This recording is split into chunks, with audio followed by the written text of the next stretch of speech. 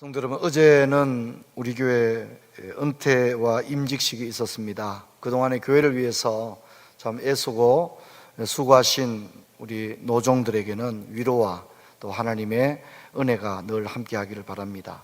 또 새롭게 교회 일꾼으로 임직되고 장립되신 일꾼들은 젊음을 그리스도와 그의 나라를 위해 다 바치며 충성을 다하시는 그런 은혜가 있기를 바랍니다. 코로나 하나만 해도 정신을 다 차릴 수 없는데 거기에 장마 그리고 또 무더위 이런 것이 연속해서 계속되기 때문에 정말 우리가 정신을 차리지 못한다고 해도 과언이 아닌 것 같습니다. 또 3일간의 강복절 연휴인데요, 아무쪼록 우리 성도님들 개인 위생과 방역에 힘을 기울이시고 또 안전한 공간에서 휴식을 가지기를 바랍니다. 저는 오늘 잠언 18장 10절과 11절을 중심으로 지혜자는 여호와께로 달려간다, 이런 제목으로 말씀을 나누고자 하는데, 잠언을 시작하면서 잠언은 결론이 분명합니다. 이것은 주일학교 아이에게 물어봐도 잠언의 결론은 두 개가 아니거든요. 잠언의 결론은 여호와를 경외하는 것이 지식의 근본이다 하는 것입니다. 여호와를 경외하는 것, 이 신앙이 최상의 교훈이자 잠언 독자들이 반드시 명심해야 될 가장 중요한 것입니다. 여러분, 잠언에는 다양한 교훈들이 나옵니다. 가장 많이 나오는 게 언어와 관련된 겁니다. 말과 관련된 것이 가장 많이 나오죠. 그리고 잠언이 다른 성경에서 볼 수 없는 아주 강력한 경고를 던지는 게 뭐냐면 성적 타락입니다.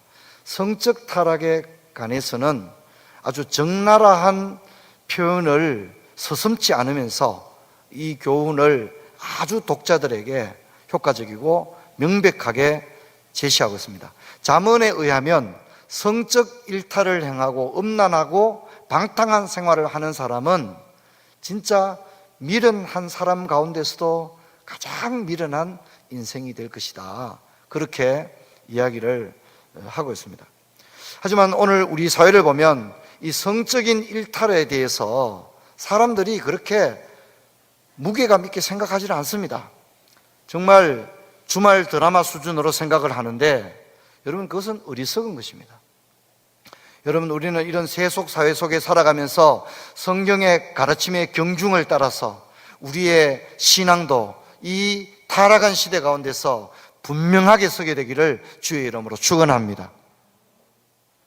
성적인 일탈을 일삼고 그런 사람들이 아주 당당합니다. 오히려 훨씬 더 당당하고 부끄러움과 수치를 모르는 그런 시대가 되었습니다.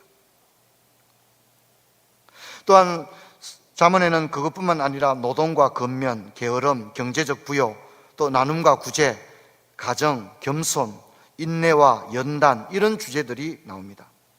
우리가 인생을 살아가면서 맞닥뜨리게 되는 거의 모든 주제가 잠언에 있다고 해도 과언이 아닙니다. 여러분, 요즘은요 참 시대가 좋잖아요. 그래서 성경을 읽어주는 프로그램들이 진짜 많은 것 같아요. 그리고 성경을 읽는 그 목소리가 진짜 좋은 것 같아요. 그래서 이렇게 틀어놓고 들으면 너무 좋아요. 주로 운전해 갈 때 이제 요즘 그런 앱이 많잖아요. 그렇죠? 그래서 이렇게 잠언만 읽어주는 것도 있더라고요. 그래서 그것을 진짜 다 들으면서 갑니다. 근데 너무 좋아요. 우리가 소리내서 읽는 게 좀 어렵다면, 아침에 이렇게 출근하기 위해서 양치질하고 또 이렇게 세수하고 면도 하고 넥타이 매고 양말 신고 정신없잖아요. 그럴 때 이 잠언을 이렇게 크게 틀어놓으면 좋다고 생각해요. 그래서 하루에 한 장씩 이렇게 듣는 거죠. 하루에 한 장씩. 그날 예를 들어서 오늘이 16일이잖아요. 그러면 오늘은 뭘 듣는다고요? 16장만 계속 반복해서 듣는 거죠. 내일은요 17장을 듣는 거죠. 잠언이 31장으로 되어 있기 때문에 매일의 그 장을 읽으면 되거든요. 저는 굉장히 복되다고 생각해요. 출근할 때도 여러분 잠언을 한번 딱 들으면서 출근을 해보세요. 우리 마음이 차분해지고, 오늘 내가 혀를 조심해야 되겠다, 그리고 신중해야 되겠다, 진짜 어리석은 자가 되면 안 되겠다, 이런 생각을 할 수가 있는 것입니다. 자, 어쨌든 이런 다양한 주제들이 있지만 잠언에 기초는 동일합니다. 어떤 주제를 이야기하더라도 기초는 똑같아요. 그게 뭐냐면 여호와를 경외하는 것입니다. 아무리 인내하고 아무리 지혜롭고 아무리 지식이 풍부하고 심지어 다른 사람을 구제한다 할지라도 여호와를 경외하는 것이 없다면 잠언은 의미를 부여할 길이 없는 것입니다. 평소에는 이런 것이 잘 드러나지 않습니다. 근데 결정적인 순간에 말이 아닌 행동으로 이것이 드러납니다. 지난주에 들은 말씀 기억나시죠? 말은 아름답게 하지만 마음속에는 7가지 가정한 게 들었다고 제가 그렇게 말씀했죠, 그죠? 그래서 말을 듣고 따라가면 안 된다 그랬습니다. 결정적인 순간에는 말이 아닌 행동으로 드러나는데 오늘 이 10절과 11절이 바로 그겁니다. 우리가 읽었던 10절과 11절을 보면 두 개의 강한 것이 나옵니다. 10절에는 견고한 망대가 나오고요, 11절에는 견고한 성이 나옵니다. 이 두 가지는 무엇을 선택하든지 간에 안전을 보장해 줄 그런 피난처가 되고 요새가 되는 것입니다. 10절에 한 사람은 이 견고한 망대로 달려가서 안전을 얻습니다.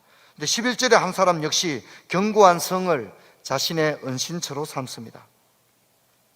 여러분, 성경의 배경이 되었던 고대 근동은 대부분 크고 작은 도시 국가들로 이루어졌는데 이 도시 국가라고 하는 것은 성곽으로 이루어진, 성으로 이루어진 그런 곳입니다. 예루살렘 성, 우리 대구도 대구 성이 있었죠. 대구 성이 있었습니다. 그래서 대구 성을 중심으로 도로가 있는데 그게 동성로, 남성로, 북성로, 서성로가 된 거죠. 근데 일제강점기에 대구 성에 그 아주 잘 쌓여진 그 성벽을 일제강점기에 다 해체를 해버렸습니다. 그래서 대구라고 하는 이 성의 도시의 그 모습이 다 사라졌죠. 저는 좀 안타까운 게 대구가 도시 이 재건 사업을 진짜 제대로 한다면 만일 이 대구성을 제대로 살려서 진짜 동성로, 서성로, 남성로, 북성로를 개발하고 이렇게 한다면 정말 그 어느 도시보다 참 아름답지 않겠나 이런 생각을 저도 한 번씩 해보게 되어집니다. 그래서 이 성 안에 있다는 건 안전한 걸 의미합니다. 보호를 받는다는 걸 의미합니다. 성에 있다는 것은. 성 밖에 있다는 것은 곧 죽음을 의미합니다. 성경에 보면 성 밖에 있었던 사람들이 있었죠. 구약 레위기의 정결법에 위배된 사람들, 가령 어떤 혈루증이 있는 사람들 또는 한센시 병을 앓는 사람들, 이런 사람들은 성 밖에 있었습니다. 죽음을 의미했습니다. 그런데 자세히 보면 견고한 망대는 의인이 견고한 망대, 지혜자가 찾았고요.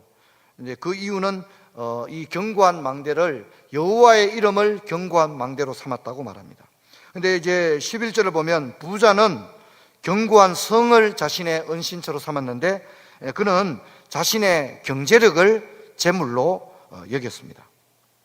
그래서 이 10절과 11절은 참 좋아요. 저는 이것을 가지고 가정예배를 드려도 되고 아이와 함께 그림을 그리면서 이 그림 언어로 가정예배를 드려도 된다고 생각해요. 왜냐하면 10절은 망대를 그리면 되고요, 그죠? 11절은 성을 그리면 되는데 10절의 사람은 여호와의 이름을 망대로 삼고 달려가서 지금 여호와를 자신의 보호하실 대상으로 삼았어요. 근데 이제 11절의 사람은 자기의 돈, 경제력을 자신의 피난처로 삼았던 거예요. 그러니까 이 10절과 11절은 무엇을 자신의 보호자로 삼고 살아가느냐라고 하는 너무나도 분명한 선명한 대조를 보여주는 거죠. 그래서 이 10절과 11절은 우리 자녀들에게 효과적으로 잠언 전체의 교훈을 선명하게 가르칠 수 있는 아주 좋은 그림 언어라고 생각할 수 있습니다. 근데 사실 이 의인과 악인, 지혜로운 자와 미련한 자는 평소에 구분하기가 어렵습니다. 근데 10절과 11절은 분명한 차이점을 아주 명쾌하게 우리에게 설명을 해주고 있습니다.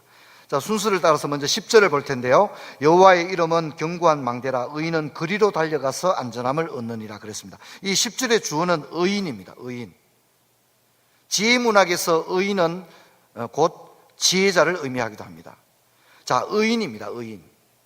근데 이 사람은 여호와를 경외하는 사람인데 이 10절의 의인, 그러니까 우리는 이 의인이 결코 윤리적이거나 도덕적인 흠결이 없는 완전한 사람이라는 것은 아니라는 것을 알아야 합니다.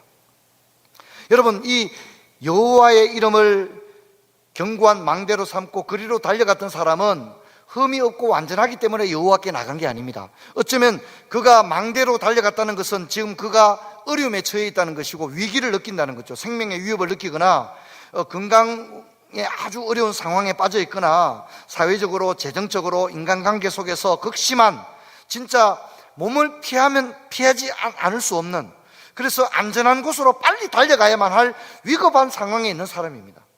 그런데 이런 사람을 뭐라고 부르고 있다고요? 뭐라고 부르고 있다고요? 의인이라고 부르고 있는 거예요. 그런 사람을 왜 의인이라고 불러야 되죠? 우리가 생각할 때 문자적으로 의인은 뭡니까? 흠이 없는 사람이잖아요. 그렇잖아요. 그런데 그리로 달려가는 사람을 의인이다, 그렇게 부릅니다. 여러분, 마찬가지입니다. 11절에 나오는 부자는 이렇게 비난받고 있지 않습니까? 그런데 11절에 나오는 이 부자가 부자기 때문에 비난을 받습니까? 아닙니다. 부자는 악하고 그러면 가난한 자는 선한 겁니까? 아닙니다. 이건 전혀 그렇지 않습니다. 여러분, 성경 전체에서 부자, 가난한 자는 가치 중립적입니다. 부자는 선하고 가난한 자는 악하다, 그렇지 않습니다. 가난한 자가 선하지 않습니다. 성경은 결코 가난하다는 이유 하나만으로 두둔하지 않습니다.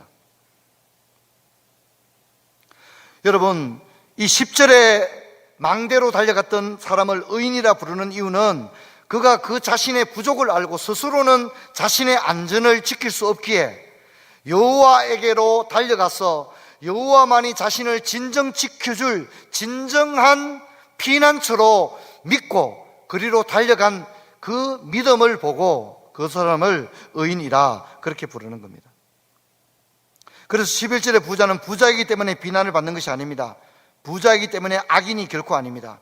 그는 의지해야 될 대상이 뭔지를 몰랐던 겁니다. 그가 진정 의지해야 될 대상은 여호와 하나님인 줄로 믿습니다. 근데 그걸 몰랐습니다. 근데 여러분, 오늘 그런 사람이 한둘입니까? 자기를 진짜 지켜줄 게 뭔지를 대부분의 사람들은 모르고 살아갑니다. 누가 자신을 사랑하는지, 누가 자신을 보호해 줄 것인지, 내가 어디로 달려가서 누구를 붙들어야만이 내가 진정한 구원을 얻으며 안전을 얻게 될지를 대부분 사람들은 모르고 살아갑니다. 그게 11절입니다. 그래서 그 사람은, 11절의 사람은 돈이 많은데 그것을 자신을 지켜줄 거로 생각을 했습니다. 그래서 그 거리로 달려갔습니다. 그것을 자신의 경제력을 견고한 성으로 삼았습니다. 허망하게도 자신의 재산을 자신을 지켜줄 하나님으로 삼았습니다. 이스라엘 백성들이 금송아지를 만들어 놓고 그것을 자신들을 광야에서 지켜줄 하나님이라고 막 절을 했던 것처럼 말이죠. 진짜 하나님이 누군지를 모르고 진짜 자신을 복되게 하는 것을 누군지를 모르고 그것을 자신의 하나님으로 삼고 경배한다는 겁니다. 여러분, 이 부분이 아주 중요합니다. 여러분, 이 말씀은요, 윤리적이고 도덕적인 삶은 필요 없다는 말이 아닙니다. 아무리 윤리적이고 설령 인격이 훌륭하다 해도 하나님 없는 인생은 잠언에서 그 사람의 인생을 복되다고 결코 말하지 않습니다. 하나님이 없고 하나님을 부정하는 사람은 어리석고 미련한 인생이 되는 겁니다. 그래서 시편 53편은 이렇게 노래하고 있습니다. 시편 53편 1절로 3절을 보면 어리석은 자는 그 마음에 이르기를 하나님이 없다 하도다. 그들은 부패하며 가정한 악을 행하며 선을 행하는 자가 없도다. 하나님이 하늘에서 인생을 굽어 살피사 지각이 있는 자와 하나님을 찾는 자가 있는가 보려 하신즉 각기 물러가 함께 더러운 자가 되고 선을 행하는 자가 없으니 한 사람도 없도다. 여기 시편 53편에서 선을 행하는 자가 없다는 말은 윤리적인 걸 얘기하는 게 아닙니다. 여러분, 수제 의연금을 내고 할머니가 무거운 짐을 들고 가면 들어주고 그런 것은 우리가 다 능력이 있습니다. 여기 선이 없다는 얘기는 스스로 구원을 얻기 위한 그 어떤 행동도 할 수 없는 상태, 이것을 전적 부패, 전적 무능, 전적 타락이다, 그렇게 얘기합니다. 우리는 일정 부분 윤리적입니다. 우리가 일정 부분 도덕적입니다. 그렇죠? 그런 능력이 없다는 얘기가 아닙니다. 그런 선을 행할 능력은 일정 부분 우리에게 있습니다. 근데 여기 선을 행하는 자 없더니 하나도 없다는 얘기는 우리 스스로 구원을 얻기 위하여 하나님에게로 우리가 스스로 나갈 수 있는 인생이란 아무도 없다는 것입니다.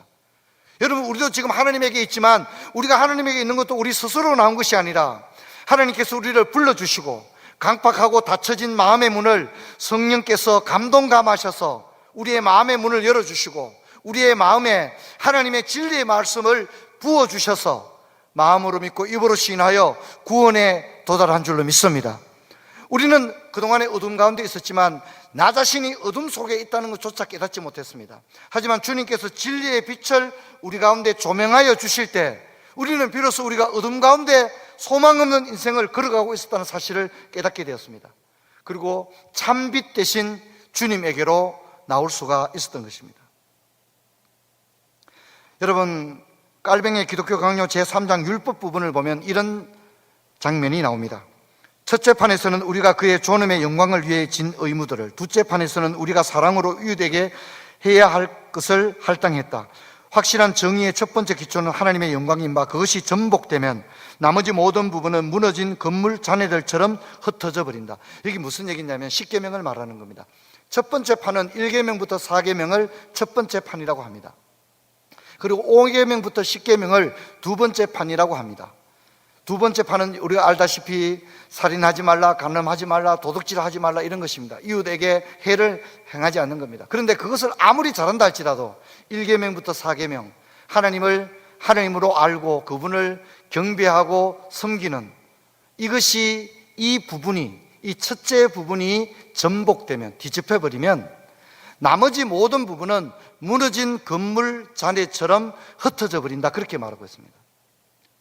여러분, 그래서 우리가 제 아무리 사람들에게 잘하고 사회생활을 잘하고 평판이 좋고 사업을 잘하고 인기가 있다 할지라도 하나님의 관계에서 실패하면 무너진 건물 잔해와도 같은 그런 인생이 되고 마는 것입니다. 그러므로 성도 여러분, 저는 이 사실을 여러분이 신중하게 마음에 받아들이기를 부탁합니다.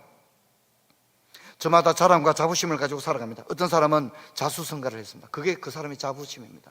나는 맨손으로 이 객지에 나와서 이 기업을 일구었고 진짜 부모로부터 땅 한 평 물려받지 못했지만 이렇게 넓은 땅과 오늘의 이 모든 걸 내가 자수성가해서 이루었다. 이 사람은요, 그것이 자부심입니다.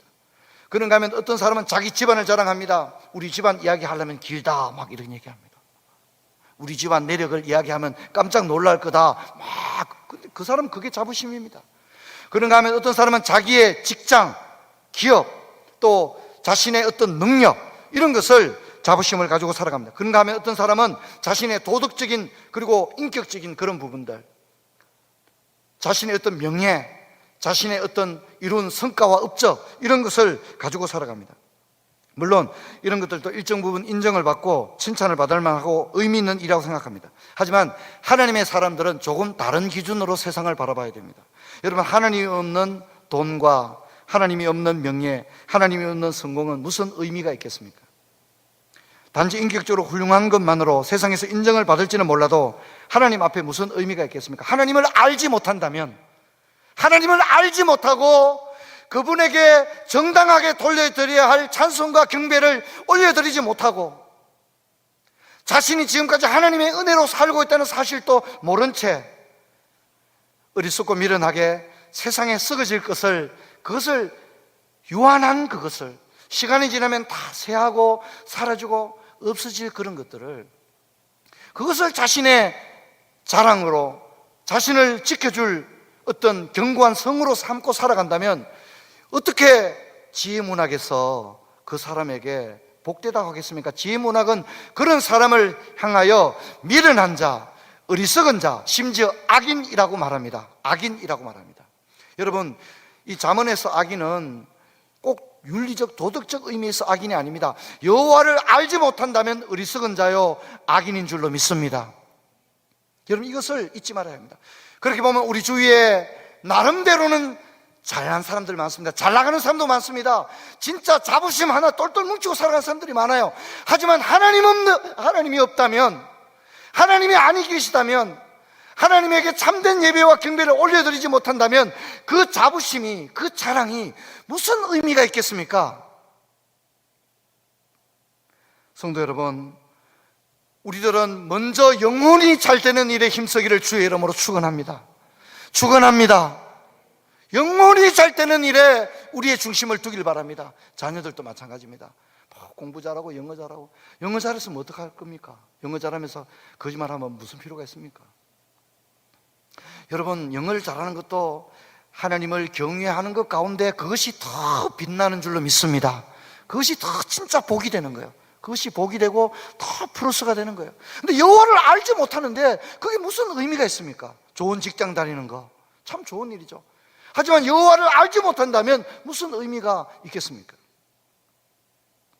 여러분, 저와 여러분이 먼저 그의 나라와 그의 의를 추구하고 여호와 하나님을 예배하고 신앙하는 것이 얼마나 소중하다는 것을 여러분들께서 마음에 받아들이기를 바랍니다.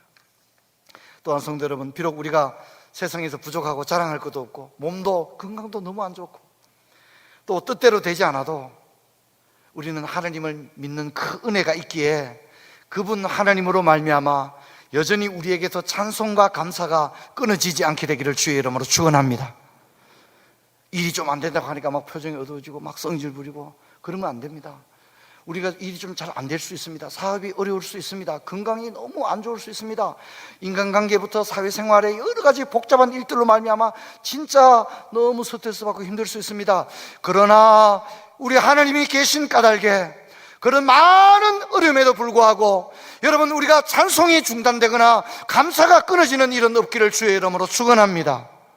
그래서 우리가 이 일주일의 삶을 살고 주일날 교회에 올라와서 예배드리는 이 한 시간이 참으로 하나님께서 우리를 만나주시고 우리의 그 속상한 마음, 우리의 상한 심령 주님이 만져주시고 또 주님이 힘주시고 주님이 우리와 함께하는 줄로 믿습니다. 근데 10절을 보면 지혜자가 자신의 보호자로 삼은 견고한 망대를 여호와의 이름이라고 합니다. 보통 그러면 이제 우리가 여호와는 나의 망대 이럴 수 있잖아요. 그런데 독특하게 여호와의 이름은 견고한 이름이라고 말하고 있습니다. 그래서 이 여호와의 이름은 하나님의 권위와 성품을 말하는데 하나님은 그 이름과 함께 역사하고 그 이름을 부르는 자를 외면치 않을 줄로 믿습니다. 근데 오늘 너무 아멘을 안 하시네요. 할렐루야. 말씀을 들을 때 여러분 진짜 이 말씀을 사모해서 심령으로 그 말씀을 여러분 받아들이는 여러분 되기를 바랍니다. 레위기 19장 12절 너희는 내 이름으로 거짓 맹세함으로 내 하나님의 이름을 욕되게 하지 말라. 나는 여호와임이라 이렇게 말합니다. 출애굽기 20장 7절을 보면 너는 내 하나님 여호와 이름을 망령되게 부르지 말라. 여호와는 그 이름을 망령되게 부르는 자를 죄 없다 하지 아니하리라 이렇게 말합니다. 이사야 42장 8절을 보면 나는 여호와니 내 이름이라. 나는 내 영광을 다른 자에게 내 찬송을 우상에게 주지 아니하리라 이렇게 말합니다. 그러니까 하나님이 그 이름을 얼마나 중요시 여긴다는 것을 우리가 알 수 있습니다. 그래서 여러분 우리가 여호와의 이름을 부르는 자는 복된 줄로 믿습니다. 여호와의 이름을 간절히 부르는 자를 주님은 만나주시고 세상에 다른 이름을 부르는 자들이 많지 않습니까? 그런데 여호와의 이름을 부르면서 그 자신의 인생의 고난을 하나님께 부르짖고 호소하고 기도할 때 하나님은 자기 이름에 명예가 달려있는 거예요. 그렇죠? 자기 이름을 지금 부르고 있는데 하나님의 권세와 영광과 이게 다 달려있지 않습니까? 그래서 하나님이 그냥 안 있는 거예요. 자기의 이름을 부르는 백성을 위하여 하나님은 그분의 능력과 권세를 발휘하셔서 과연 하나님이 자신의 백성을 돌아보신다고 하는 분명한 사실을 우리 가운데 나타내실 줄로 믿습니다. 나타내시는 거예요. 올랍도록 나타내시는 거예요. 여러분 뿐만 아니라 이 10절을 보면 이 의인은요 여호와의 이름의 위대함을 알았다는 것만 해도 굉장히 복돼요. 여호와의 이름이 얼마나 위대하다 이걸 알았기 때문에 그는 여호와의 이름을 견고한 망대로 삼았다는 얘기는 여호와의 이름을 불렀다는 거예요. 그리고 여호와의 이름 앞으로 달려가는 거예요. 여호와의 이름을 부르면서 나가는 거예요. 그런데 그는 여호와의 이름의 위대함을 알고 있었을 뿐만 아니라 그곳으로 달려갔다는 게 중요합니다. 우리 한번 따라해 보겠습니다. 거리로 달려갔다는 겁니다. 그의 신앙은 행동하는 신앙이고 구체적인 신앙입니다. 여호와를 아는 데서 머무는 것이 아니라 거리로 달려갔다는 것입니다. 거리로 달려갔어. 이 사람의 신앙은 관념적이거나 이론적인 신앙이 아니라 구체적이고 실천적인 신앙입니다. 오늘 여호와가 견고한 망대라는 걸 아는 사람들은 있는 것 같아요. 그런데 거리로 달려가는 자는 많지가 않습니다. 거리로 달려가면 안전함을 얻는 줄 믿습니다. 그런데 거리로 달려가지가 않습니다. 달려가질 않아요. 다 아는 얘기, 맨날 듣는 설교, 아유 뭐 좋게야 좋지, 신앙생활 막 그래 하면 좋게야 좋죠. 아이고 뭐 나도 예전에는 다 뭐 여전도 회장도 한 3번 하고 다 했습니다. 다 그러는 거예요. 거리로 달려가는 자가 없는 거예요. 왜? 내가 지금 가진 게 많으니까. 돈도 있고 뭐 내가 마음만 먹으면 오늘 또 뭐 제주도도 한 12번 갔다 올 수 있고, 뭐 내가 전화 몇 통 하면 그래도 뭐 내 주위에 사람이 없는 것도 아니고, 그리고 내가 이 세상을 하루 이틀 산 것도 아니고, 이 바닥에 내가 그래도 10년째 20년째, 그러니 여호와께 달려가지 않는 것입니다. 여호와께 달려가지 않는 거예요. 여호와 없이도 우리가 지금 잘 살아가고 있기 때문에 거리로 달려가지를 않는 것입니다. 여러분, 이사야 25장 4절로 5절을 보면 이런 말씀이 나옵니다. 주는 포악자의 기세가 성벽을 치는 폭풍 같을 때 빈곤한 자의 요새며 환난 당한 가난한 자의 요새며 폭풍 중에 피난처시며 폭양을 피하는 그늘이 되셨사오니 마른 땅의 폭양을 제함같이 주께서 이방인의 소란함을 그치게 하시며 폭양으로 구름을 가림같이 포악한 자의 노래를 낮추시리로다. 그렇게 얘기합니다.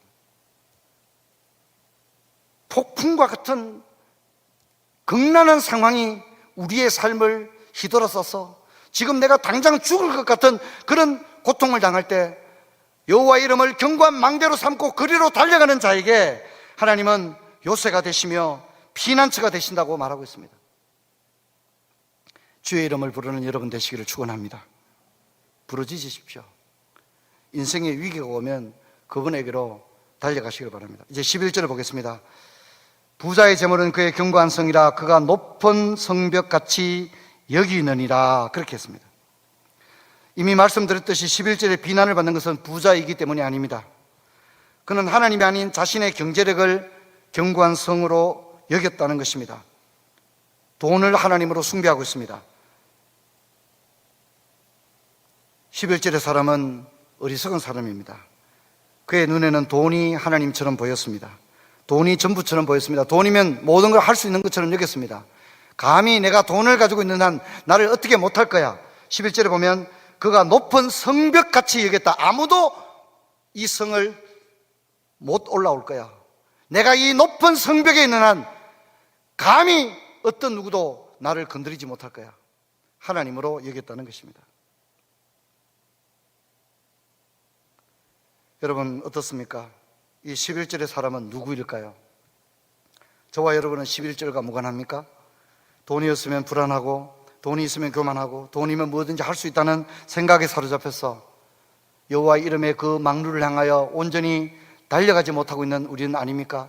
여호와의 망루는 저기 있는데 나는 나만의 성을 만들고서 금송아지를 하나님으로 그렇게 숭배했던 것처럼 내가 자랑하는 것들, 내가 내세우는 것들, 그런 것들을 또 다른 하나님으로 삼고 살아가고 있지는 않습니까? 11절은 현대인들에게 다양한 용법으로 읽혀질 수 있습니다. 어떤 사람은 권력을 견고한 성으로 생각합니다. 어떤 사람은 배경과 인맥을 견고한 성으로 생각합니다. 어떤 사람은 자신의 능력을 견고한 성으로 생각합니다. 어떤 사람은 자신의 기업이나 직장에서의 직책을 견고한 성으로 생각합니다. 여러분, 우리가 제자반 때 암송했던 구절인데요, 요한 1서 2장 15, 17절 우리 보도록 하겠습니다. 이 세상이나 세상에 있는 것들을 사랑하지 말라. 누구든지 세상을 사랑하면 아버지 사랑이 그 안에 있지 아니하니 이는 세상에 있는 모든 것이 육신의 정욕과 안목의 정욕과 이생의 자랑이니 다 아버지께로부터 온 것이 아니요 세상으로부터 온 것이라. 이 세상도 그 정욕도 지나가되 오직 하나님의 뜻을 행하는 자는 영원히 거하느니라. 그렇게 말합니다. 여러분, 세상의 것들은요 강력하게 우리를 유혹합니다. 보암직도 하고 먹음직도 하고 지혜롭게 할 만한 탐스럽게 합니다. 뭘 가지면 진짜 행복할 것 같거든요. 제가 시골 촌놈이 대구에 고등학교에 올라왔는데 범무동에 있는 학교를 다녔습니다. 제가 자취생활 하던 데는 볼리동인데, 볼리동에서 범무동이 얼마나 멉니까?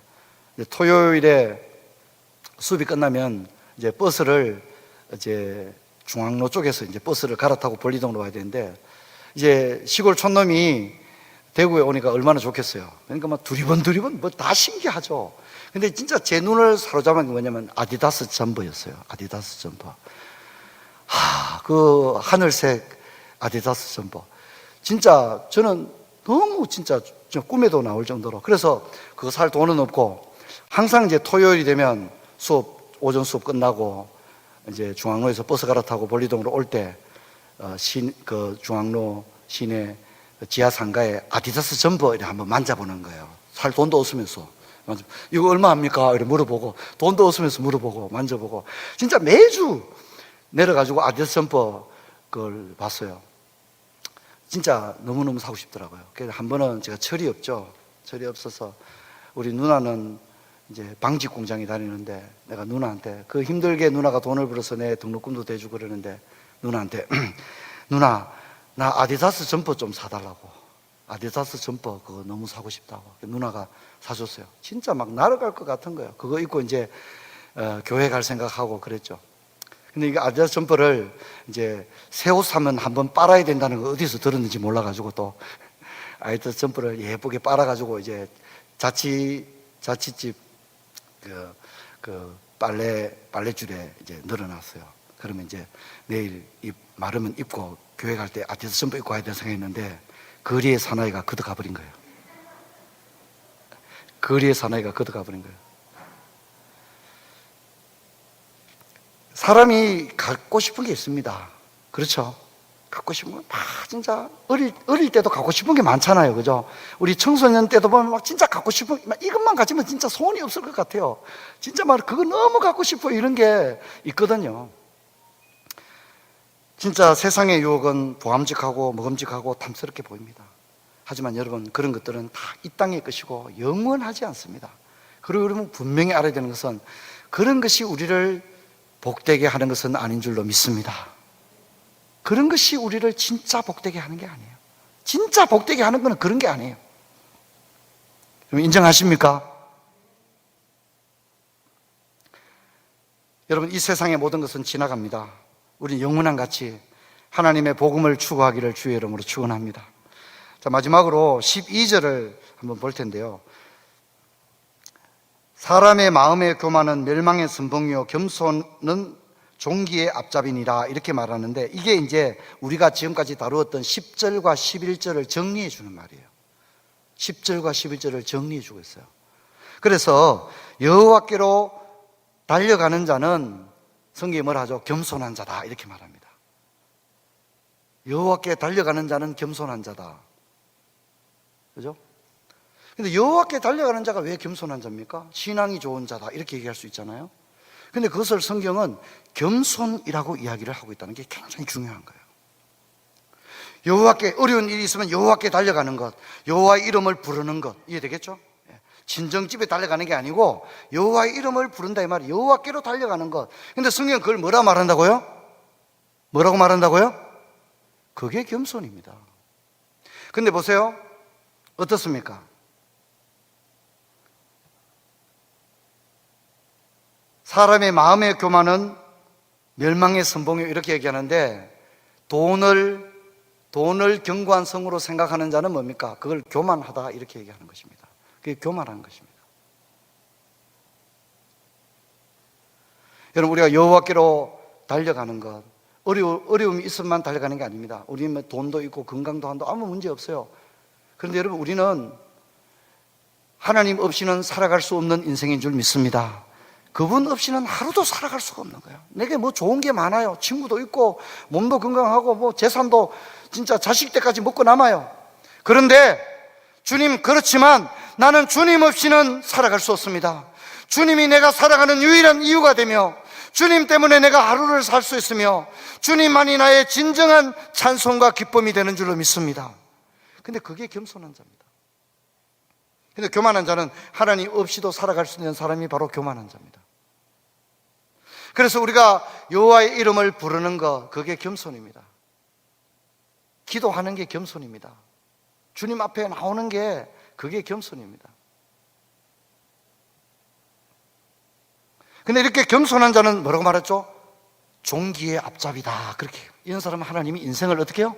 존귀하게 해줍니다. 그래서 잠언에 뭐라 합니까?